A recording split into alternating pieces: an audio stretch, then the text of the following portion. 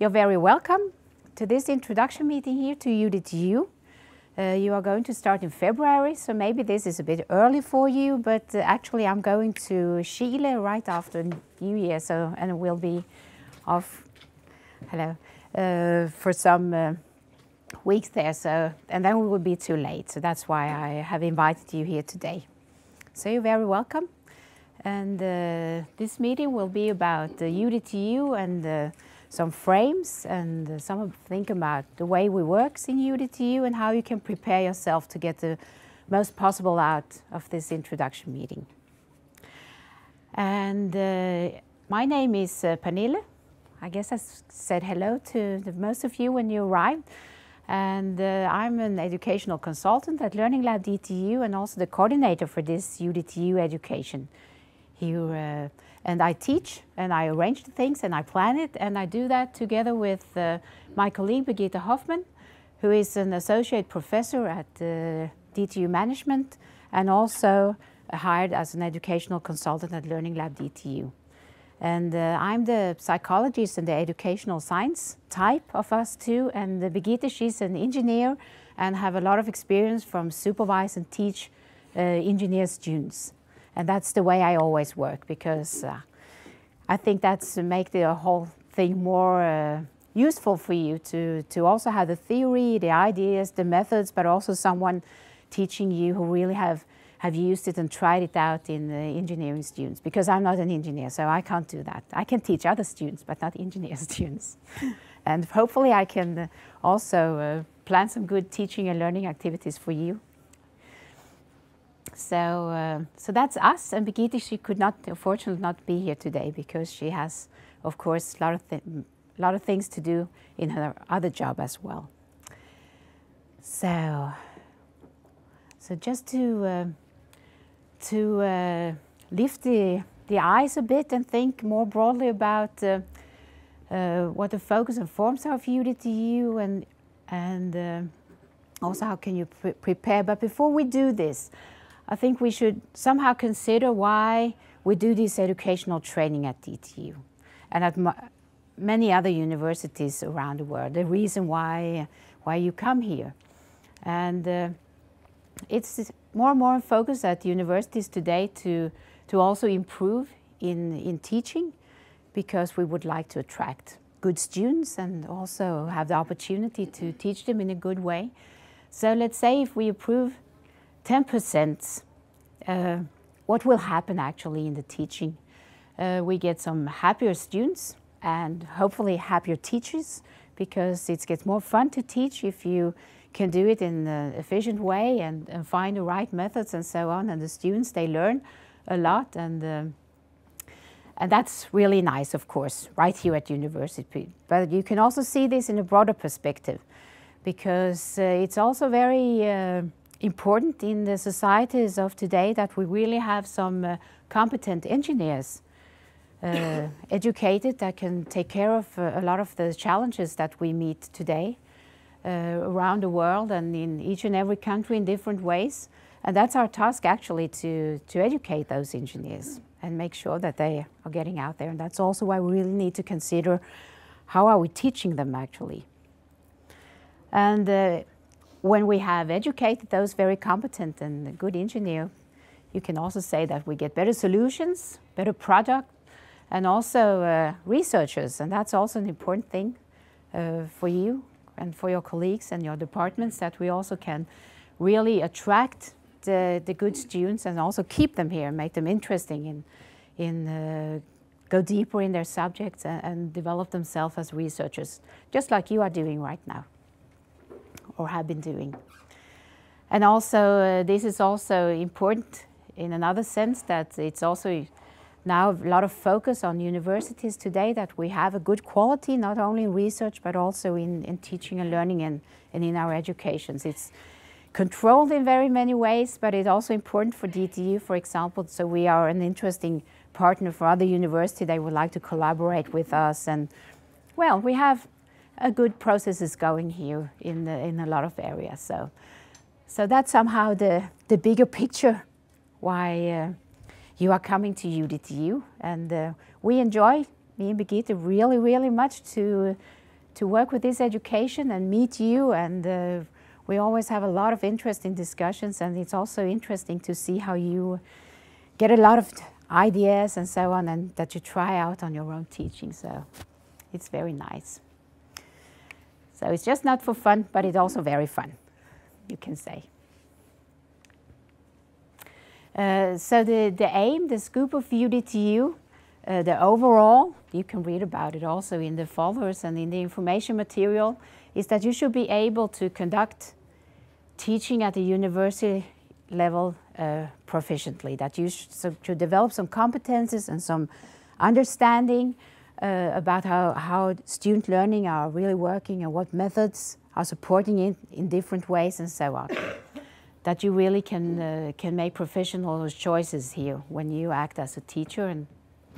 And it's also one of the aims is that you should start a process where you continually, during your career, get some tools, get some habits, hopefully, during UDTU that you can continue to work with when you are a university teacher, and to develop your teaching practice and also continuously develop your understanding of the student learning. So somehow it's not only next year or maybe some, but actually it's for the rest of your life. That sounds very as a big thing to say, I guess, but there is it's something in it for you, because as I said before, it is an important area to work with at universities. And and maybe this raised a lot of thoughts in your mind, and maybe you also have thought something now when you have taken Module 1, maybe the most of you, or other educations in teacher training, and now you have started maybe to teach and meet the students and so on. And maybe you have not, but still. So what I would like you to do now here, it's that you present each other. Maybe you already have started this around the tables, and then start to focus on teaching and what you think about teaching right now, and what kind of challenges you have in mind here now when you're right in the time before you start in this longer education in teaching and learning. So yeah, you're welcome to start. You're not so many at that table, but maybe you can have a nice chat anyway. Yeah. So chat around the table for some minutes, and then we would like to hear what we, in this team of UDTU, have to deal with, kind of challenges.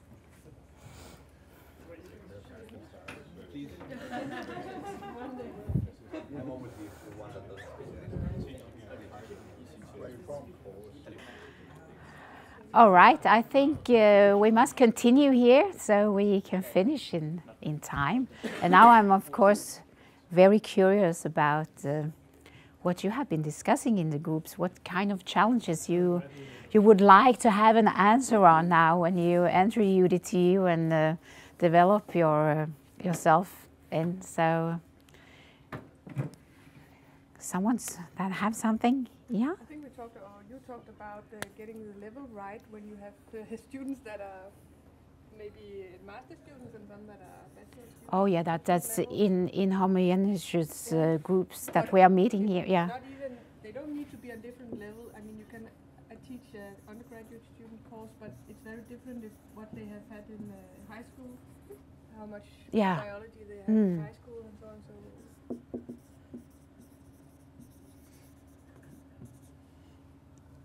Yeah, that's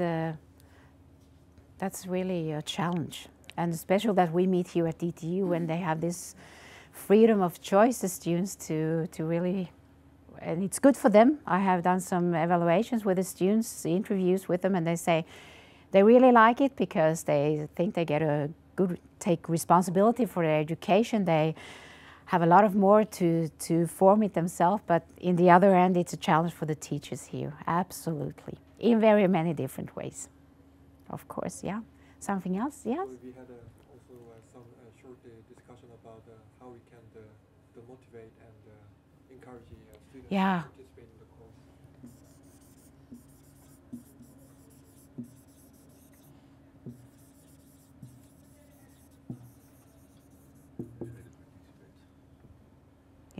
You mean also to motivate them in the course, that they really get active and you can meet, and they meet you and you can work with them.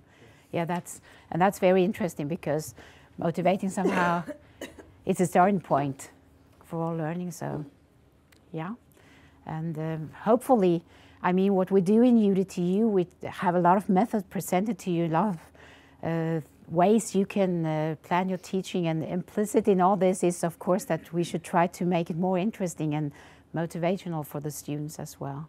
So we hope we can address that. Yeah.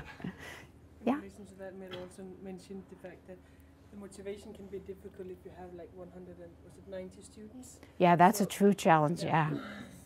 Yeah.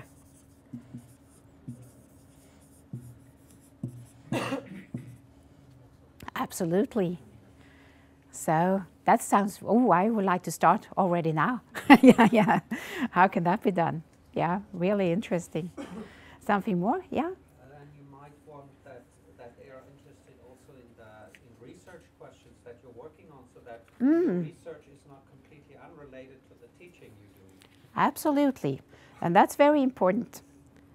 Because that's actually something that we address in Module 2 when we go through a lot of different teaching methods addressing. In Module 1 you have meet lessons. There we take a broader perspective and talk about courses, and very many of them actually you can develop that idea to use your research in your teaching and get the students, and that's something that is coming actually as a new area in this teaching and learning in higher education, how important this is to link the teaching to the research, to qualify the students even more, and maybe qualify you as well as a teacher, because maybe you can have some new ideas from the students and so on. So that's interesting.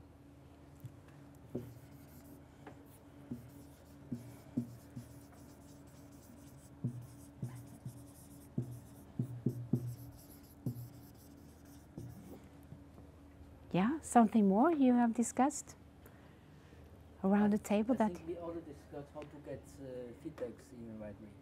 Yeah, that's also very important. You think from the students, or yeah?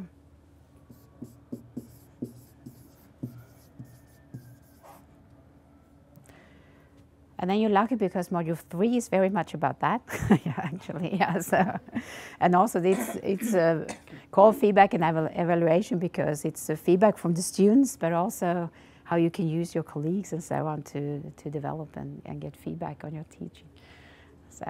So far we're hitting the target here, so that's really nice. You have some other challenges or ideas that you have in mind here?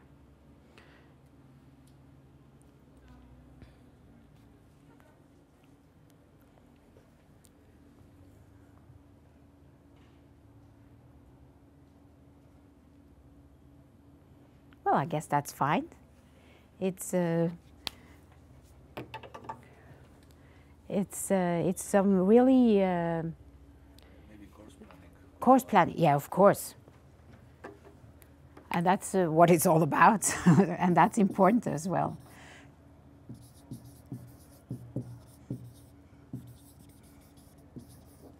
And that's somehow what you really do in all UDTU. It's about how to plan and actually think about all this, and hopefully we will provide you with some good ideas and thoughts and theories about how you can get it to work together in a course in a good way. So interesting. Now I'm looking very much forward to meet you in February, even more. Yeah. So some challenges we have, and also we should learn something in UDTU. We have the learning objectives. You have been to all of you been to Module 1 already? Yeah, that's fine. No, not you. Now then you have something to look forward to. It's now in January, or yeah. Because then you will learn a lot about the learning objectives, how important part they are in course planning, for example, and also to guide the learning. So of course we also have learning objectives for the whole UDTU. And the first one is actually to set up learning objectives and to really work with it. Then we have something identify core elements in the course. It's that we deal with different strategies to think about how you actually do this course planning. The traditional one maybe is to cover everything in the course. We present another method to use where we really try to analyze and pick the most important parts and start to work that way. And then we have this course planning. That's of course is the whole, the big aim with it. Also here we have feedback coming, to use feedback from students and also from colleagues to develop your teaching and of course support the student learning. We also focus a lot about the teamwork and peer coaching. That again, this, as I said before, this is only not for now. Try to provide you with methods also that you can continuously develop as teachers. So that's why we focus on this as well. And also what we really want you to learn is to analyze the impact of your teaching and the assessment methods you are using. And that's actually, for me at least, the most important thing in UDTU, for you to develop some kind of a third eye or a critical eye that is hanging out here when you are teaching and looking what's happening, what are you doing and what's happening to the students and so on. And also to take action on this if you say, well, wow, now they're all asleep and now they maybe not learn what they shall, and then I need to do something else, as you said, to motivate them and to really get them active and work. Because as it's stated in Module 1, it's that the one who is working is also the one who is learning, and that's very, very important. And also very, very much linked to this motivation here. And also maybe to this, that if you get the possibility to work yourself with the material, you also can adjust and do what you must do, and so on. So that's, I would like to tell you today that, so you also have that in mind, that it's, and Module 4 is very much about this, that you do a lot of surveys and investigation to get information.